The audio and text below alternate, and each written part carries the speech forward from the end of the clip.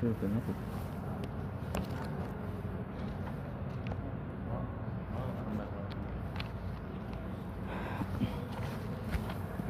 আসসালামু আলাইকুম ওয়া রাহমাতুল্লাহি ওয়া বারাকাতুহু। নাহমাদুহু ওয়া নুসাল্লি আলা রাসূলিহিল কারীম, আম্মা বা'দ। সম্মানিত উপস্থিতি, আমরা দৈনন্দিন যে সুন্নত রয়েছে সেই সুন্নত সম্পর্কে আলোচনা শুরু করেছি। তো আলহামদুলিল্লাহ, ফজরের সুন্নত এবং ফরজ সালাত সংক্রান্ত যে সকল সুন্নত রয়েছে সেগুলি আমরা ইতিমধ্যে আলোচনা শেষ করেছি। এখন নতুন একটি মাসালা নিয়ে আলোচনা করব, তা হলো সালাত আদায় করার সময় সামনে সুতরা দিতে হয়। সুতরা একটা আড়াল, সুতরা মানে আড়াল। তো এই সুতরাটা ব্যবহার করা সম্পর্কে যে সকল সুন্নত রয়েছে সেই সকল সুন্নত নিয়ে আলোচনা করব। প্রথমত, এই সুতরা দেওয়াটা সুন্নত। যিনি সালাত আদায় করবেন তিনি সামনে সুতরা ব্যবহার করবেন। এ ব্যাপারে রাসূল সাল্লাল্লাহু আলাইহি ওয়াসাল্লাম বলেছেন, ইযা সাল্লা আহাদুকুম ইলা শাই ইয়াস্তাতিরুহু মিনান নাস। যখন তোমাদের কেউ কোনো কিছুর দিকে, কোনো কিছুকে সামনে রেখে সালাত আদায় করবে, সেটা তার জন্য মানুষের থেকে আড়াল হিসেবে কাজ করবে, সুতরা হিসেবে কাজ করবে। তাহলে কোনো ব্যক্তি যদি সালাত আদায় করে খুঁটির সামনে, খুঁটিকে সামনে রেখে, তাহলে এই খুঁটিটা তার জন্য সুতরা হয়ে গেল। কেউ যদি ওই দেওয়ালের সাথে সালাত আদায় করে, তাহলে ওই দেওয়ালটা তার জন্য সুতরা হয়ে গেল। সুতরাং এই সুতরার মাঝ দিয়ে কেউ অতিক্রম করতে পারবে না। তাহলে রাসূল সাল্লাল্লাহু আলাইহি ওয়াসাল্লাম এই হাদিসের প্রথম অংশে বললেন যে তোমাদের মধ্যে কেউ যদি কোনো কিছুকে সামনে রেখে সালাত আদায় করে, তাহলে সেই বস্তুটা তার জন্য সুতরা হিসেবে কাজ করবে। আর সুতরা যে ব্যবহার করতে হবে, নির্দেশ স্বয়ং রাসূল সাল্লাল্লাহু আলাইহি ওয়াসাল্লাম তিনি দিয়েছেন। তিনি বলেছেন, ইযা সাল্লা আহাদুকুম ফালিয়াস্তাতির, ইযা সাল্লা আহাদুকুম ফালিয়াস্তাতির। তোমাদের মধ্যে কেউ যদি সালাত আদায় করে তাহলে যে সেজন্য সুতরা ব্যবহার করে। কেউ যদি সালাত আদায় করে তাহলে সেজন্য সুতরা ব্যবহার করে। ওয়ালাউ বিসাহাম, যদিও সেটা একটা তীরের মাধ্যমে হয়। যে আপনার পিঠে আগেকার যুগে সাধারণত সবাই সবসময় তীর, ধনুক এগুলি সাথে রাখতো। তো তীর, পিঠে যদি তীর থাকে, তীরটা সামনে গেঁথে দিয়ে সালাত আদায় করলে ওই তীরটাই আপনার জন্যে সুতরা হিসেবে কাজ করবে। আর রাসূল সাল্লাল্লাহু আলাইহি ওয়াসাল্লাম তিনি তার জীবদ্দশায় বিভিন্ন কিছুকে সামনে রেখে সালাত আদায় করেছেন। কখনো তিনি তীর রেখেছেন, কখনো তিনি ধনুকটা লোহা, আরও বড় লোহা, সেটাকে ব্যবহার করেছেন।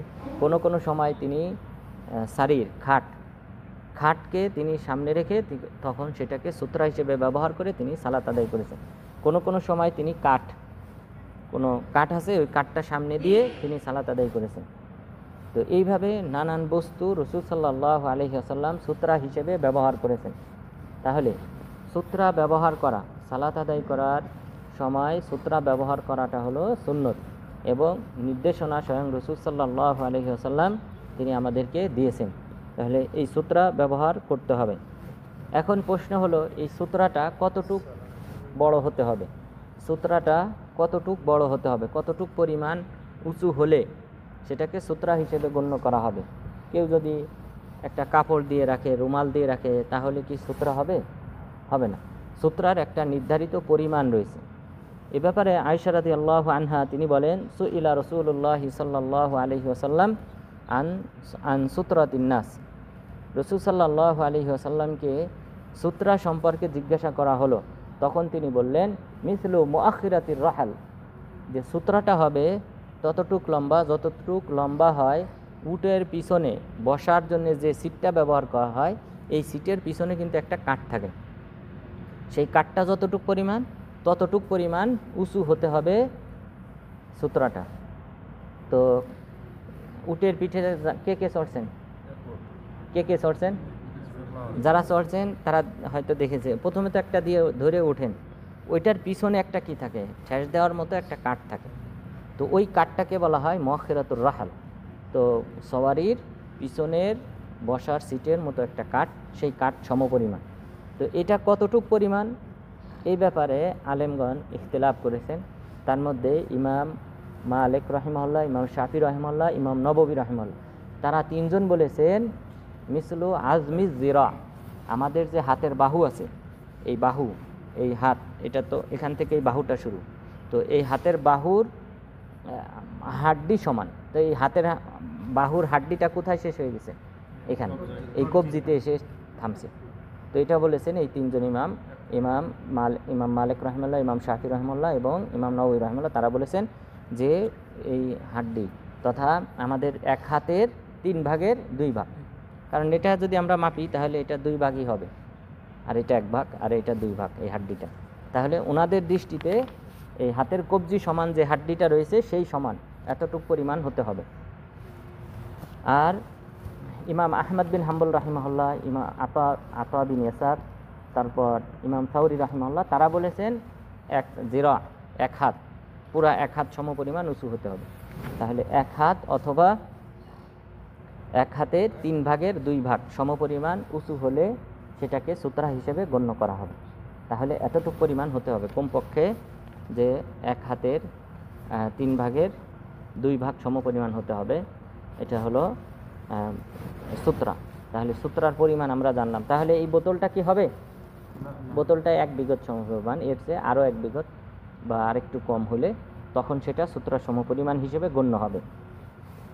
এরপর পরিমাণ আমরা জানলাম যে কতটুকু পরিমাণ সূত্রাটা হতে হবে। তারপর এই সূত্রাটা আমরা কোথায় রাখব? এই সূত্রার মাঝে, আর যে ব্যক্তি দাঁড়াবেন সালাতে সেই ব্যক্তির মাঝে সূত্রাটা কতটুকু দূরত্বে রাখতে হবে, এটাও গুরুত্বপূর্ণ একটি মাসালা। তো এই ব্যাপারে যে হাদিসটি বর্ণিত হয়েছে তা হলো নাফে রাহিমাহুল্লাহ, তিনি বলেন যে আব্দুল্লাহ ইবনে ওমর রাদিয়াল্লাহু আনহু যখন তিনি বাইতুল্লাহে প্রবেশ করতেন, খেয়াল করেন দলিলটা, যে আব্দুল্লাহ ইবনে ওমর রাদিয়াল্লাহু আনহু যখন তিনি বাইতুল্লাহর ভিতরে প্রবেশ করতেন তখন তিনি তাকদ্দামা কিবালা ওয়াজহি, তিনি ওই বাইতুল্লাহর সামনের যে দেওয়াল, ওই দেওয়ালের দিকে তিনি এগিয়ে যেতেন এবং ইয়াকুনু বাইনাহু ওয়া বাইনাল জিরা ওয়া বাইনাল জিদার সালাসাতু আযরা, ওই তিনি যে সামনের যে দেওয়াল বাইতুল্লাহর, ওই দেওয়াল আর ওনার মাঝে 3 হাত সমপরিমাণ জায়গা থাকতো। তার মানে আব্দুল্লাহ ইবনে ওমর রাদিয়াল্লাহু আনহু তিনি ওই দেওয়ালটাকে সূত্রা হিসেবে ব্যবহার করেছেন। তাহলে সূত্রাটা হতে হবে 3 হাত দূরত্বে। তাহলে আমরা যখন দাঁড়াবো আমাদের পা থেকে নিয়ে সামনে 3 হাত দূরত্বে সূত্রাটা রাখতে হবে।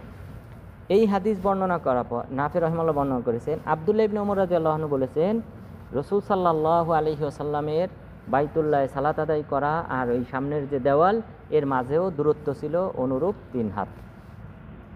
তাহলে আব্দুল্লাহ ইবনে ওমর রাদিয়াল্লাহু আনহু আসলে এই হাদিসটা তিনি জেনেছেন কার মাধ্যমে? বেলাল রাদিয়াল্লাহু আনহুর মাধ্যমে। কারণ বাইতুল্লাহতে রাসূল সাল্লাল্লাহু আলাইহি ওয়াসাল্লাম বিদায় হজ্জের সময় যখন প্রবেশ করেছিলেন তখন কিন্তু আব্দুল্লাহ ইবনে ওমর রাদিয়াল্লাহু আনহু প্রবেশ করেন নাই, তিনি বাহিরে ছিলেন। বেলাল রাদিয়াল্লাহু আনহু রাসূল সাল্লাল্লাহু আলাইহি ওয়াসাল্লামের সাথে ভিতরে প্রবেশ করেছিলেন। তখন বেরিয়ে আসার পর আব্দুল্লাহ ইবনে ওমর রাদিয়াল্লাহু আনহু বেলাল রাদিয়াল্লাহু আনহুকে জিজ্ঞাসা করেছিলেন যে রাসূল সাল্লাল্লাহু আলাইহি ওয়াসাল্লামের মাঝে আর যে দেওয়ালের দিকে ফিরে তিনি সালাত আদায় করেছিলেন দূরত্ব কতটুকু ছিল? তখন তিনি বলেছিলেন 3 হাত।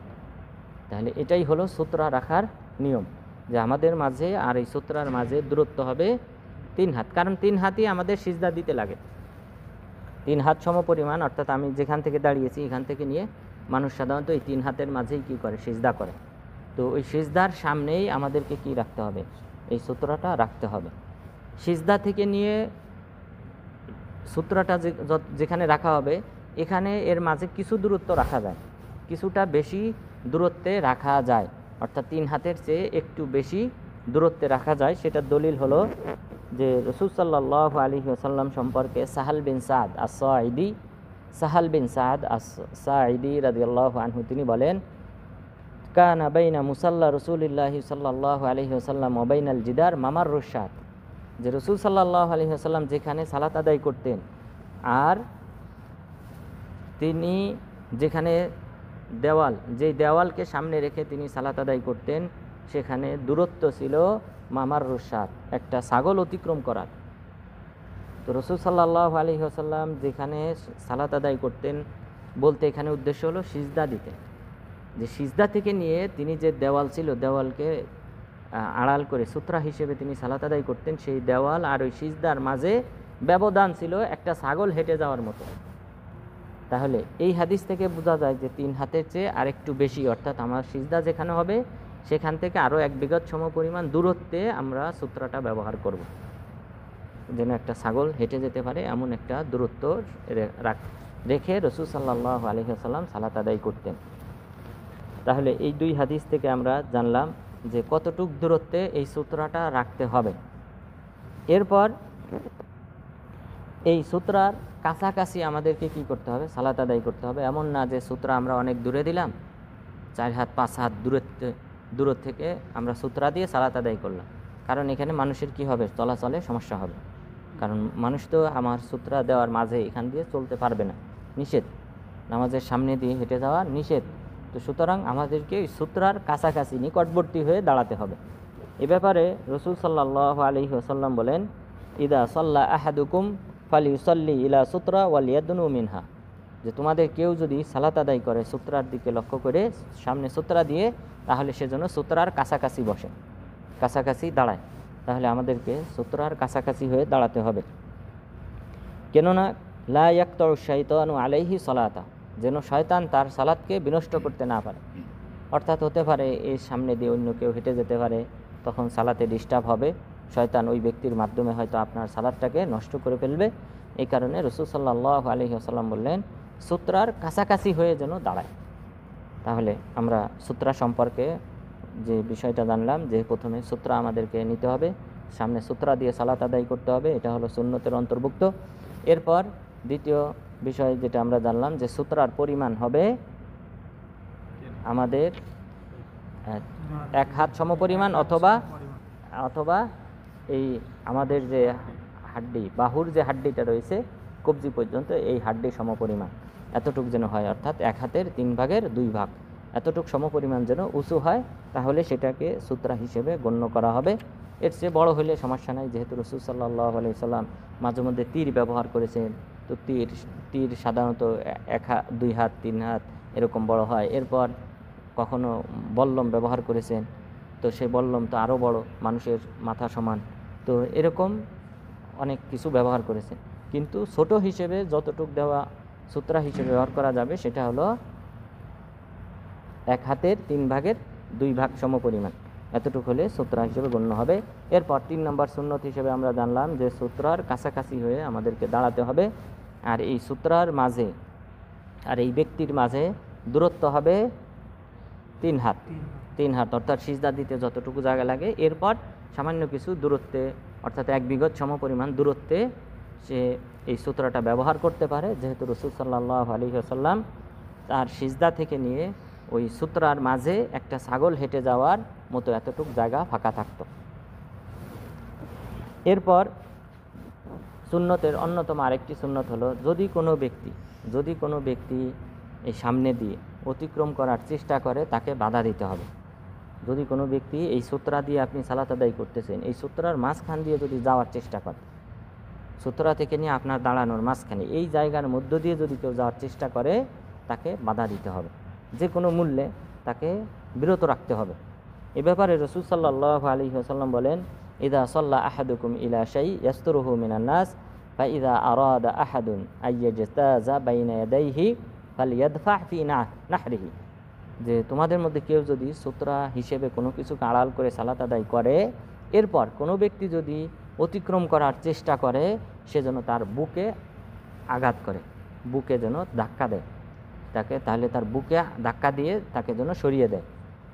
ফাইন আবা ফালি কাতিলহু ফাইন্নাহু শাইতান, আর যদি সে অস্বীকার করে যে না সে অতিক্রম করবেই, তাহলে তার সাথে দ্বন্দ্বে যুদ্ধে লিপ্ত হয়, তাকে বিরত রাখার জন্যে, কেননা সে হলো শয়তান। অর্থাৎ শয়তানের মতো কাজ করতেছে, আপনার সালাতে ডিস্টার্ব দেওয়ার জন্য সে আপনার সামনে দিয়ে অতিক্রম করতেছে। সুতরাং তাকে যে কোনো মূল্যে বাধা দিতে হবে, তার সাথে যুদ্ধ করতে হবে, তাকে এখান থেকে বিরত রাখতে হবে। তাহলে এই হাদিসে স্পষ্টভাবে বলা হয়েছে যে কেউ অতিক্রম করার চেষ্টা করলে তাকে অবশ্যই বাধা দিতে হবে। এখন আমাদের আরেকটি প্রশ্ন হলো যে কেন সালাতের সামনে সূত্রা ব্যবহার করতে বলা হয়েছে, এর হিকমা কি, এর কারণ কি? এর কারণ হলো যেন সালাতটা বিনষ্ট না হয়, কোনো ব্যক্তি সামনে দিয়ে হেঁটে যাওয়ার মাধ্যমে আমাদের সালাতের যেন ডিস্টার্ব না হয়, সালাত যেন বিনষ্ট না হয়, এই কারণেই সূত্রাটা ব্যবহার করতে বলা হয়েছে, যে এই সূত্রার সামনে দিয়ে কেউ যেন অতিক্রম না করে, যারা অতিক্রম করবে সূত্রার পিছন দিয়ে অতিক্রম করবে। এ ব্যাপারে রসুল সাল্লাল্লাহু আলাইহি ওয়াসাল্লাম বলেছেন, লা ইয়াকতাউ শাইতানু আলাইহি সলাতা, যে তোমাদের কেউ যদি সূত্রা হিসেবে কোনো কিছু ব্যবহার করে তাহলে সূত্রার কাছাকাছি হয়ে দাঁড়াবে, কেননা শয়তান যেন তার সালাতকে বিনষ্ট করতে না পারে। এটা হলো হিকমা, যে শয়তান যদি কেউ সূত্রার মাঝখান দিয়ে যায় তাহলে এর মাধ্যমে মানুষের সালাতের ডিস্টার্ব হবে, সওয়াব কমে যাবে। তো এই কারণেই সূত্রা ব্যবহার করতে বলা হয়েছে। এরপর এই সালাত বিনষ্ট হয় কোন কোন ব্যক্তি অতিক্রম করার মাধ্যমে, সেটাও হাদিসে উল্লেখ করা হয়েছে। রসুল সাল্লাল্লাহু আলাইহি ওয়াসাল্লাম বলেছেন, তাকতাউ সালাতার রাজুলি ইযা লাম ইয়াকুন বাইনা ইয়াদাইহি কা আখিরাতির রাহাল আল মারআ ওয়াল হিমার ওয়াল কালবুল আসওয়াদ, যে যদি কোনো ব্যক্তি ওই সওয়ারির পিছনে যে কাঠটা ব্যবহার করা হয় সেটার সমপরিমাণ কোনো সূত্রা ব্যবহার করে সালাত আদায় না করে, তাহলে তার সালাতটাকে বিনষ্ট করে মহিলা, গাধা, এরপর কালো কুকুর। সাহাবাগণ জিজ্ঞাসা করলেন, ফামা বালু কালবিল আসওয়াদ মিনাল আহমার ওয়াল আসফার, হে রাসূল, তাহলে এই কালো কুকুরের সাথে কি সম্পর্ক? লাল কুকুর, এরপর হলুদ কুকুর, এগুলিও তো আছে। তো কালো কুকুর অতিক্রম করে সালাত নষ্ট হবে, এটার কারণ কি? তখন তিনি বললেন, ইন্নাহু শাইতান, যে কালো কুকুর, আল কালবুল আসওয়াদ শাইতান, কালো কুকুর হলো শয়তানের অন্তর্ভুক্ত। অর্থাৎ শয়তান কালো কুকুরের রূপ ধারণ করে, শয়তান কালো কুকুরের রূপ ধারণ করে সালাতকে বিনষ্ট করার জন্যে এর মাঝ দিয়ে অতিক্রম করবে। তাহলে রাসূল সাল্লাল্লাহু আলাইহি ওয়াসাল্লামের এই হাদিসে স্পষ্ট যে সূত্রা ব্যবহার করার হিকমত হলো যেন কোনো কিছু অতিক্রম করার মাধ্যমে আমাদের সালাতকে বিনষ্ট করতে না পারে। আর সালাত বিনষ্ট হয় বিশেষ করে এই তিন শ্রেণী মানুষ এবং প্রাণী অতিক্রম করলে আমাদের সালাত নষ্ট হয়ে যায়। তার মধ্যে প্রথম হলেন নারী। তো নারীরা অতিক্রম করলে অবশ্যই তার সালাতে মনোযোগ নষ্ট হবে। কোনো পুরুষের সামনে দিয়ে কোনো নারী যদি হেঁটে যায় অবশ্যই তার মনোযোগে ডিস্টার্ব হবে, এটা সালাতের জন্য ক্ষতিকর। এরপর কালো কুকুরকে শয়তান হিসেবে আখ্যায়িত করা হয়েছে। এরপর গাধা অতিক্রম করলেও সালাত বিনষ্ট হবে, এই হাদিসে উল্লেখ করা হয়েছে। তাহলে এই সূত্রা ব্যবহার করার হিকমা হলো, কারণ হলো যেন আমাদের সালাত বিনষ্ট না হয়, সেটা কোনো নারী অতিক্রম করার মাধ্যমে হোক, অথবা গাধা অতিক্রম করার মাধ্যমে হোক, অথবা কোনো কালো কুকুর অতিক্রম করার মাধ্যমে হোক, যে কোনোভাবে আমাদের সালাত যেন নষ্ট না হয়, এই কারণেই আমাদেরকে সূত্রা ব্যবহার করতে বলা হয়েছে। এবং এর মাঝ দিয়ে কেউ যদি অতিক্রম করার চেষ্টা করে তাকে বাধা দিতে বলা হয়েছে এবং শক্তি প্রয়োগ করতে বলা হয়েছে, যে কোনো মূল্যে তাকে বিরত রাখতে হবে। এরপর আমাদের এই যে সূত্রা ব্যবহার আমরা করলাম, এখন সূত্রা ব্যবহার করার পর কেউ যদি এখান দিয়ে অতিক্রম করে তাহলে তার পাপ কি পরিমাণ? তাহলে তার পাপ সম্পর্কে রাসূল সাল্লাল্লাহু আলাইহি ওয়াসাল্লাম বলেন, লাউ ইয়ালামুল মারু বাইনা ইয়াদাইল মুসাল্লি মাযা আলাইহি লাকানা আইয়াকিফা 40 খায়রান লাহু মিন আইয়ামুররা বাইনা ইয়াদাইহি, যে কোনো ব্যক্তি যদি জানতো যে কি পরিমাণ পাপ তার আমলনামায় লেখা হবে কোনো ব্যক্তির সালাতের সামনে দিয়ে অতিক্রম করার অপরাধে, তাহলে তার জন্য উত্তম ছিল 40 দিন, মাস অথবা বছর দাঁড়িয়ে থাকাটা। তাহলে চিন্তা করেন, 40 দিন অথবা 40 মাস অথবা 40 বছর সে যে দাঁড়িয়ে থাকবে, এটা তার জন্য বেশি উত্তম ছিল এই ব্যক্তি সালাতের সামনে দিয়ে অতিক্রম করার চেয়ে। তাহলে এত বড় পাপ হবে। তো সহিহ বুখারী মুসলিম, এই সহিহ বুখারীর রাওয়ায়াতে এখানে বলা হয়েছে যে রাবি বর্ণনাকারী তিনি বলছেন, আমি জানি না যে আসলে রাসূল সাল্লাল্লাহু আলাইহি ওয়াসাল্লাম 40 দিনের কথা বলেছিলেন নাকি 40 মাস। 40 মাসে তাহলে কত বছর? 4 × 48, হ্যাঁ, কাছাকাছি 4 বছরের কাছাকাছি, 3 বছরের চেয়েও বেশি। তাহলে এত দিন তার দাঁড়িয়ে থাকাটা অধিক উত্তম। তাহলে আমরা 2-1 মিনিটের জন্যে এই অপরাধে আমরা জড়াবো না। 2-1 মিনিট যদি আমাদেরকে দাঁড়িয়ে থাকতে হয় বা বসে থাকতে হয়, অবশ্যই আমরা ধৈর্য ধারণ করব। যদি কেউ সূত্রা ব্যবহার না করে, যে আপনাকে সামনে রেখে দাঁড়াই গেছে সালাতে, অথবা আপনিও সালাত আদায় করতেছিলেন, সেও সালাত আদায় করতে শুরু করেছে কিন্তু সে পিছিয়ে পড়েছে, আপনাকে ধৈর্য ধারণ করে অপেক্ষায় থাকতে হবে, বসে থাকতে হবে। সে সালাম ফেরানোর পর আপনি উঠবেন। তা না হলে অপরাধটা বলা হলো 40 দিনও যদি হয়, 40 দিন চিন্তা করে, 40 দিন আপনার ডিউটি বন্ধ, আপনার বেতন নাই, খাবার নাই, কোনো কিছু নাই, পরিস্থিতি কেমন হবে? তো এর চেয়ে বেশি অপরাধ, এর চেয়ে বেশি শাস্তি আল্লাহ তাআলা কিয়ামত দিবসে ওই বান্দাকে দেবেন যে নামাজি ব্যক্তির সামনে দিয়ে অতিক্রম করবে। 40 দিন হলেও এটাও তো অনেক। এরপর মাস, এরপরে বছরের কথা বলা হয়েছে, অন্য রায়তে বলা হয়েছে। বরং অপর রায়তে স্পষ্টভাবে বাজ্জার, ইমাম বাজ্জার রাহিমাহুল্লাহ তিনি স্পষ্টভাবে বর্ণনা করেছেন, এখানে কোনো প্রকার সন্দেহ নাই। তিনি বলেছেন আর বাইনা খরিফা, 40 বছর যে ওই কোনো ব্যক্তি নামাজের সামনে দিয়ে অতিক্রম করবে, এটা তার জন্য এতটাই ক্ষতিকর যে 40 বছর দাঁড়িয়ে থাকার চেয়ে বেশি ক্ষতিকর তার জন্য। তাহলে বাজ্জার রাহিমাহুল্লাহ তিনি স্পষ্টভাবে বলেছেন 40 বছর। আর সহিহ বুখারীতে এখানে বলা হয়েছে 40 দিন, মাস অথবা বছর।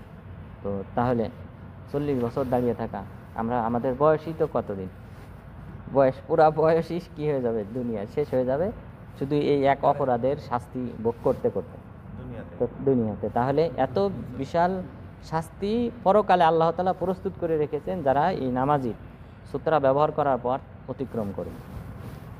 এখন গুরুত্বপূর্ণ যে প্রশ্ন বা যে মাসালাটা আমাদের জানা উচিত সেটা হলো যে কোনো ব্যক্তি সালাত আদায় করতেছে, সূত্রা ব্যবহার করে নাই, আর ওই ব্যক্তির মাঝে আর আপনার মাঝে দূরত্ব হলো এই যে আমরা আলোচনা করলাম 3 হাত অথবা 3.5 হাত, এক বিঘত আমরা বেশি বললাম যে একটা ছাগল অতিক্রম করার মতো, অথবা ধরে নিলাম 4 হাত, যে 4 হাত দূরত্বে, এর দূরত্বে বেশি দূরত্বে যদি কোনো ব্যক্তি থাকে সেই ব্যক্তি অতিক্রম করে যেতে পারবে।